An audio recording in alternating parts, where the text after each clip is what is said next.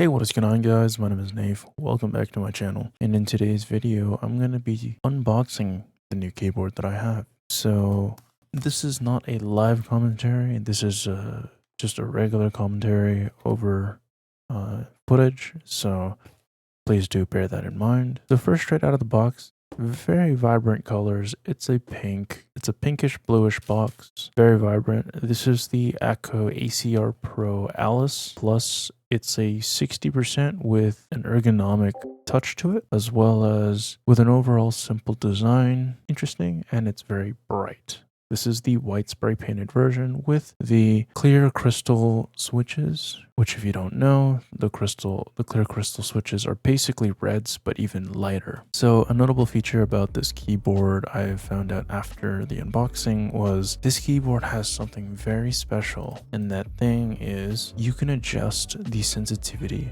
of the switch for the actuation. Meaning that if you want your keys to be a little bit heavier, you can go ahead and go into the software, the drivers, and tune it there. And you could make it more sensitive, less sensitive, and basically what happens is when you're messing around pressing keys, your keys will react slightly differently compared to how they would just straight out of the box. But I chose to put the fastest actuation point just to make sure that my keys press a little bit before I expect them to, mainly because the last board I had, which was a cheap Dreva board, did not have this ability, and it was a very stiff board. So this board comes with a non-braided rubber USB-C cable that is coiled, very standardized coiled cable. This keyboard has a lot of switches, a lot of keycaps, like a lot. It's enough keycaps to cover a whole entire new board. The board also has an Allen key for the board itself, which I will show a little bit later when I do the foam mod. I'll just say now that these switches are probably the smoothest switches I've ever used in my life so far, or at least in the keyboard space that I've touched into. The switches are actuated at, I believe, 43 grams. Here's the sound of some of the clicking on the board. So it's not a really thaw keyboard. It's more of just satisfying. It's kind of like pressing into a block of melted butter. It's really nice. It's really smooth, and it feels good to click into. It doesn't feel stiff. It doesn't necessarily feel super duper light. It's kind of just perfect for me, at least. I have relatively bigger hands, but yeah, like this board is really pretty and it's really nice to use. It's really fun to use, actually. This is just me messing around with the tape mod. I was like, hey, this is a pretty nice piece. Honestly, this thing would go really nice on my case, even as just like a sticker, like a little wallpaper type deal. But by this point, I would come to the conclusion that I'm not going to be using the tape mod, but rather I'm just going to be using the foam. And here's a little more samples of sound that I'm putting up.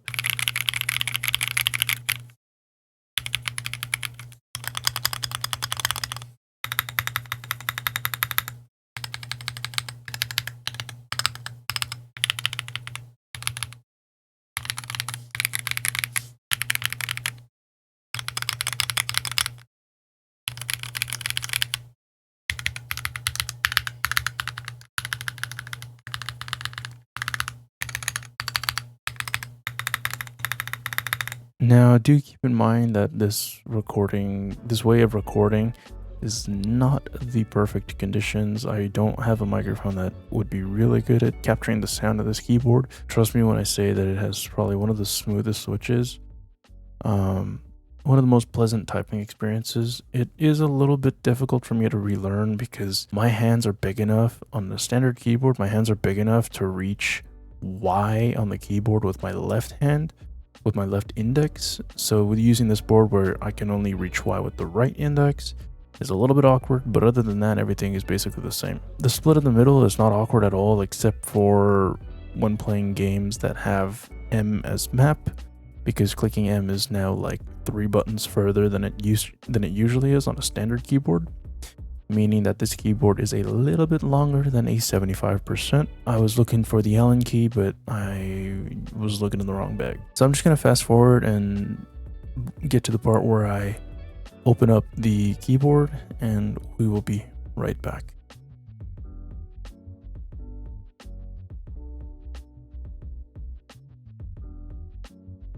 So when doing the foam mod, you don't actually need to unplug the PCB to the USB-C. You can actually leave everything in there.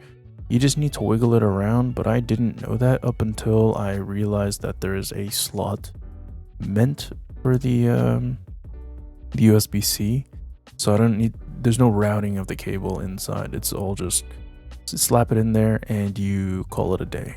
But I didn't know that, so I'm gonna fast forward to the part where I found that out, and then we'll just be on our way. So once I had realized that you didn't actually need to remove the cable, I kind of just held things around, flipped things around, and then I just shoved the foam inside, or tap it down a little bit just to make sure you get all the air pockets out and everything's nice and flat, and then we could be on with our way.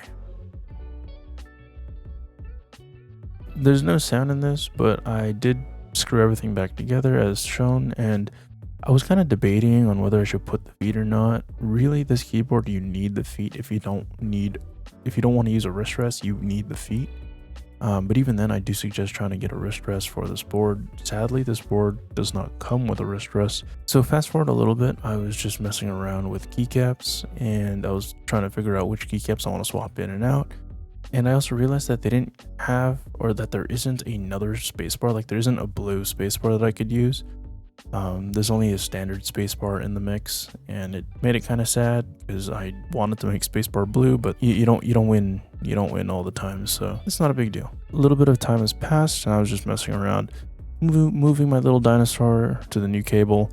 I wanted to try using a somewhat coiled cable. It also takes a lot less space on the desk. I ended up just tuning some of the lighting in the driver software. If you guys would like to see that, I will make a video on it. So with all this being said, I want to thank you guys so much for watching. If I were to rate this keyboard out of 10, 10 being good, 1 being bad, I want to say this keyboard is a solid 10 out of 10. I honestly don't see any problems with it. I have so far not had any problems with it other than accidentally hitting the Windows key, which if you don't see it, the Windows key is in between the two space bars. But other than accidentally hitting the Windows key a few times, there really is no problem with this keyboard. But I want to thank you guys so much for watching, and I'll catch you guys in the next one. Peace.